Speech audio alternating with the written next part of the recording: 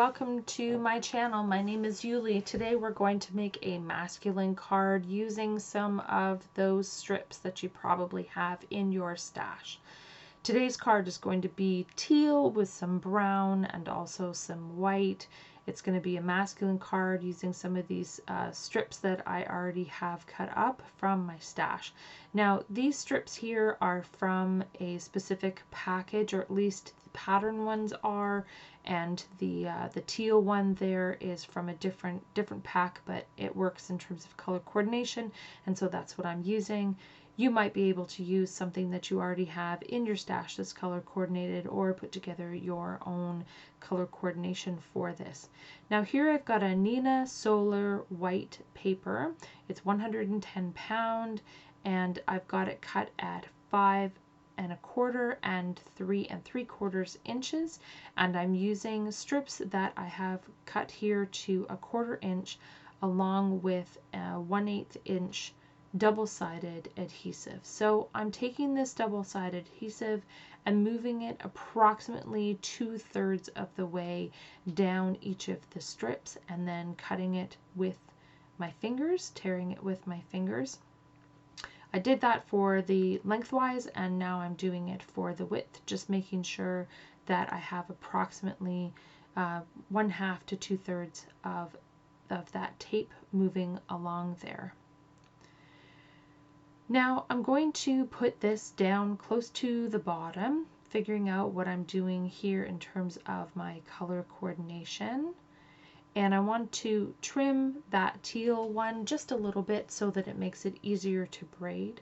I'm going to stick them along the left hand side, matching right up with the edge of the paper. And here I'm still figuring out which ones I'm going to use, and I decided that it would look good if I did the solid ones into the middle.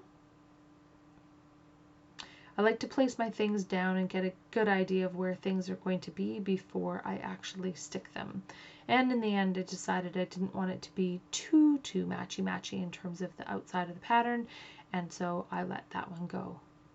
So here I am taking the release paper off the back of the pattern paper and putting it approximately 1/4 of an inch into a 1/4 of an inch from the right hand side onto my paper.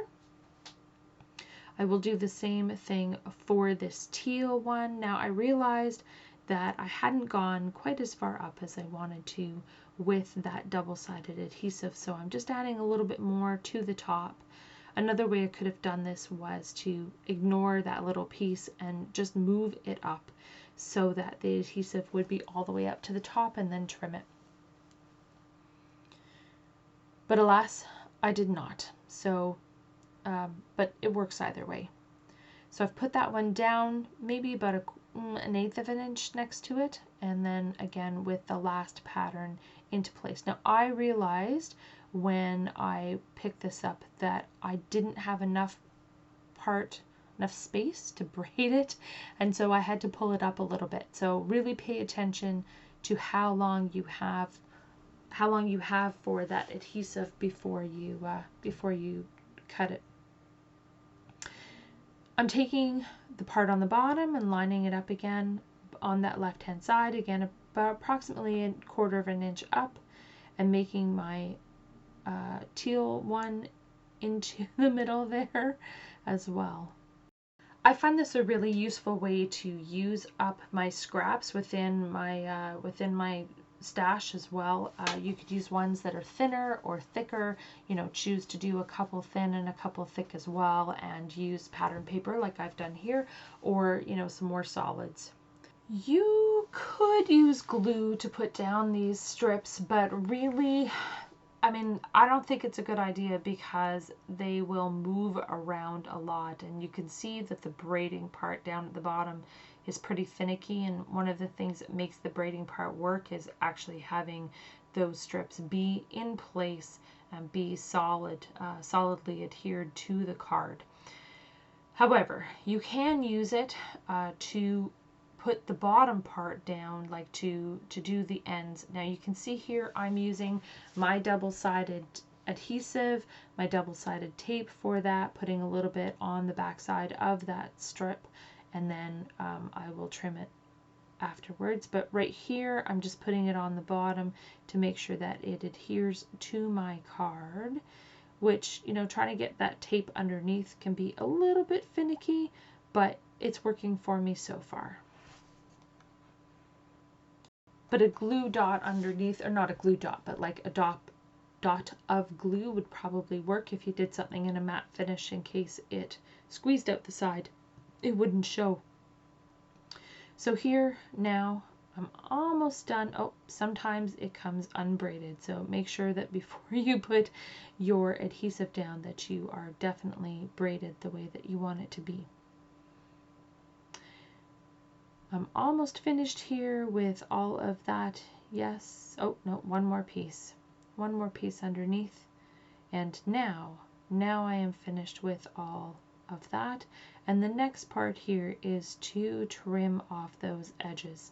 So I take a pair of scissors and go from behind and trim off the edges to make sure that the stripes or the strips will line up with my card.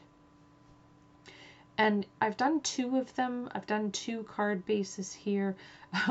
One of the videos I did for this, the one that you saw me do was the nicer, shorter piece, and you should have seen the one that was the other one. It was well, frankly, a hot mess.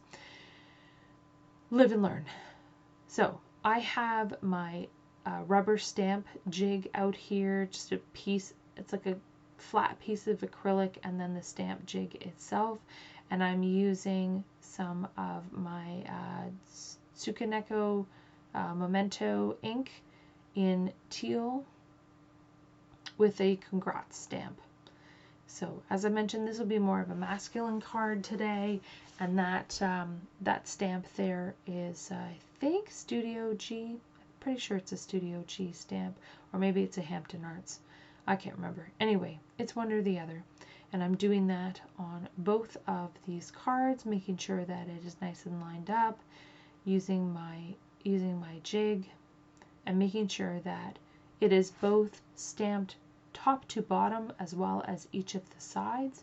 That's one of the things about using rubber stamps sometimes, is that it sometimes can be a little bit more difficult to make sure that you've got a stamped image that is complete on both sides. Yes, Studio G, that's what that particular stamp is, the congrats one. And as I move forward here, I looked at it as putting it on the background onto my card base itself, and I thought, well, you know, that looks okay, but it's lacking a little bit of something. So I folded my card base in half, and I thought maybe I would put some ink around it in the same kind of ink that I used for that stamp. And now I've put it down and I look at it and I'm not happy. I mean, maybe I could have gone back and done a darker version of it, like a second coat of that ink, but I decided that that wasn't how I wanted it to look.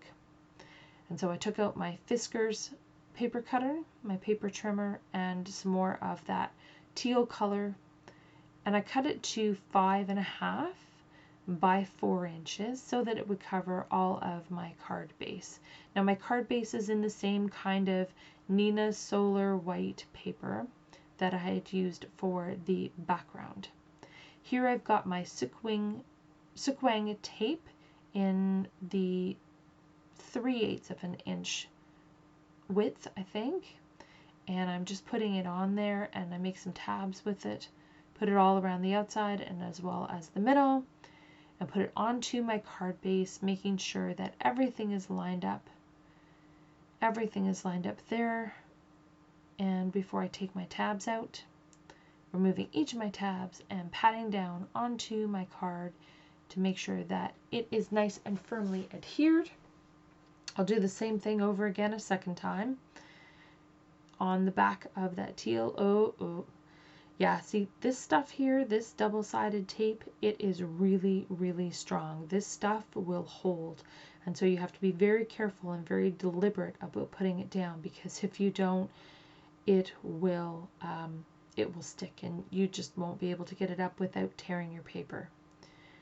Now on this one here, I don't know if you noticed my mistake, and that is that I put it down and not in the right direction, but that's what happens sometimes in card making, and I will just have to fix it probably by cutting off that card base and adhering it to another card base before I send it to whoever the recipient is, and hopefully they won't notice.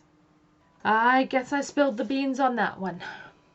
Anyway, I'd like you to consider hitting the like button or the thumbs up on this video if you enjoyed it today, and to subscribe to my channel if you like the content so I can make more videos just like this one. And lastly, I wish you joy in your card making and community in your card giving.